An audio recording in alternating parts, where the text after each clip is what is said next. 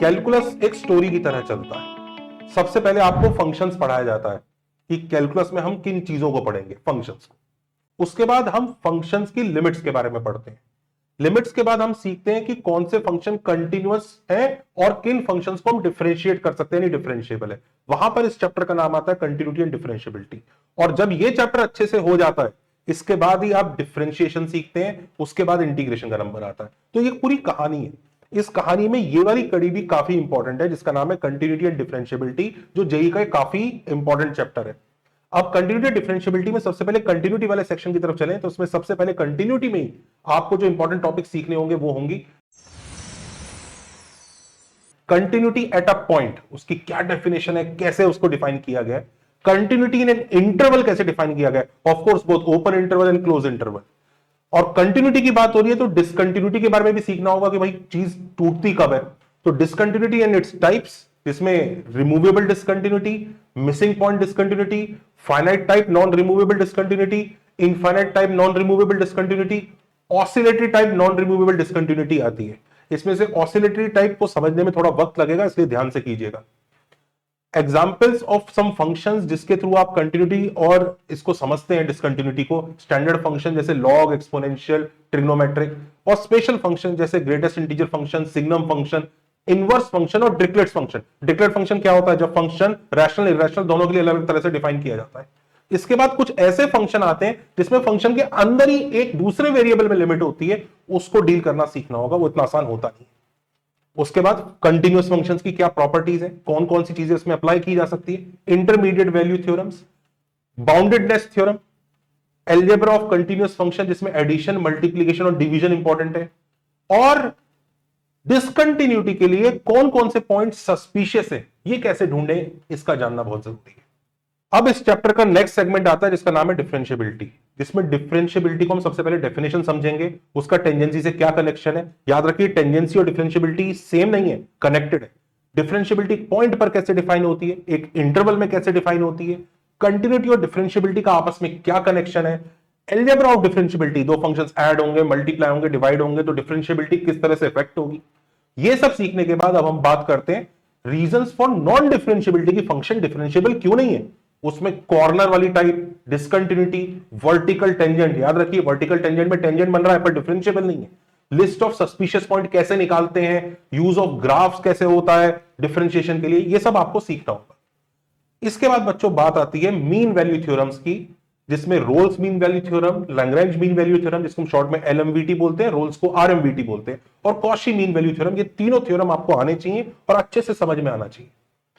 बच्चे यूजुअली पूछते हैं मेरे से कि सर इसमें कुछ इजी टॉपिक्स बता दीजिए, तो वैसे तो इसमें इजी टॉपिक्स बताना ही एक गलत बात है। क्यों? क्योंकि आप कुछ भी छोड़ के जाएंगे ये चैप्टर पूरा का पूरा अफेक्टेड ही हो जाएगा। फिर भी अगर आप पूछ रहे हैं तो सबसे पहले मैं बता ही देता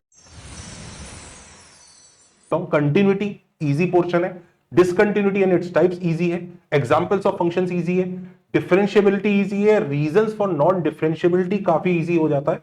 वहीं पर बात करें अगर डिफिकल्ट टॉपिक्स की जो इसमें आते हैं, तो उसमें प्रॉपर्टीज ऑफ कंटीन्यूअस फंक्शन, जिसमें intermediate value theorem, boundedness theorem, algebra of continuous function, ये सब जो आता है ये थोड़ा सा दुखी करेगा क्योंकि थोड़ा सा डिफरेंट और हटके होता है। लिस्ट ऑफ सस्पिशियस पॉइंट जब आप डिसकंटिन्यूटी के ढूंढते हैं, इसमें भी थोड़ा समय लगता है पहचानने में कि कहां कहां डिसकंटिन्यूटी चेक करनी चाहिए। Mean value theorems definitely one of the most difficult topics जो बच्चों को लगता है, जिसमें रोल्स, लैग्रेंज और कॉशी तीनों ही बच्चों को टफ और ट्रिकी लगते हैं, तीनों में से कोई सा भी इजी नहीं है। अब बात करते हैं इस चैप्टर के प्री रिक्विजिट्स क्या है, हमें इस चैप्टर को करने के लिए पहले से क्या आना चाहिए। जिसमें सबसे पहले बच्चों फंक्शंस आना चाहिए, फंक्शंस क्या होते हैं उनकी डेफिनेशन अच्छे से समझ में आनी चाहिए, लिमिट्स आना चाहिए, डिफरेंशिएशन नाम का चैप्टर भी आना चाहिए। थोड़ी अजीब बात है, डिफरेंशिएबिलिटी पढ़ने के बाद डिफरेंशिएशन पढ़ते हैं, फिर भी डिफरेंशिएशन थोड़ा सा आना चाहिए, तब आप इस चैप्टर को थोड़ा सा अच्छे से समझ सकते हैं। अब बात करते हैं बच्चों, अगर हमने चैप्टर अच्छे से प्रिपेयर किया तो हम एग्जाम में कितने क्वेश्चंस इसमें से एक्सपेक्ट करेंगे प्रीवियस ईयर के हिसाब से। तो ये topic heart and soul of calculus है, तो कोई कंजूसी रखी नहीं है जेई ने इनके लिए। 2021, 22 और 23 में 10%, 12% और 10% का वेटेज देखा गया। वहीं पर जेई एडवांस में माशाल्लाह क्या ही बात है, 2021, 22 और 23 में 15%, 12% और वापस 12% का वेटेज देखा गया। यानी ये टॉपिक अगर हम नहीं करके गए तो हमारी रैंक बहुत ज्यादा अफेक्ट होगी। यानी इस टॉपिक के लिए एक सही स्ट्रेटेजी बनानी बहुत जरूरी है।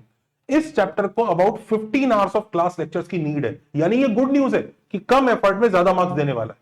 और आप अगर ये 15 आवर्स इन्वेस्ट करेंगे तो उसके साथ अराउंड 30 आवर्स की आपको सेल्फ स्टडी करने की भी नीड है। इन 30 आवर्स को आप 3 पार्ट में डिवाइड कर लीजिए। पार्ट नंबर 1 ऐसा रखिए, जब आप पहली बार पढ़ रहे हो तो 20 घंटे का प्रैक्टिस टाइम रखें, उसमें 200 क्वेश्चंस आप इसमें सॉल्व करें, जो इजी मीडियम लेवल के हो सकते हैं, हार्ड भी थोड़े बहुत चलेंगे।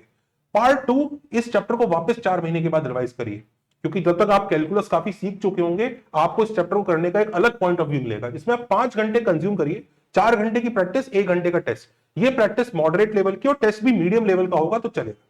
पार्ट 3 एग्जाम से पहले आना चाहिए, जब आप इसमें रिमेनिंग 5 आवर्स इन्वेस्ट कर सकते हैं, जिसमें 2 घंटे फॉर्मूला, कंसेप्ट रिवीजन और उसके बाद 3 घंटे के टेस्ट जो टफ लेवल के होने चाहिए। ये स्ट्रेटजी के लिए अगर आपको customisable test, assignment, formula sheet, videos या अपने वीक एरियाज का चेकअप और उनकी रेमेडी चाहिए, वो आपको बड़े आराम से अकेडजा पर 2-3 क्लिक के साथ आप बना सकते हैं। फ्री ट्रायल के लिए आप अकेडजा का लिंक देख लीजिए, डिस्क्रिप्शन में दिया हुआ है। ये चैप्टर बच्चों हम आपको सजेस्ट करते हैं बिल्कुल भी छोड़ के ना जाए, और लिमिट्स एंड कंटिन्यूटी करके ही तुरंत साथ में कर लें। जैसे से कैलकुलस चल रहा है उसी फ्लो में रहेगा, ये चैप्टर अच्छे से हो जाएगा। अगर आप इसको ब्रेक करके या बाद में करेंगे तो थोड़ी दिक्कत आएगी। चलिए, थैंक यू।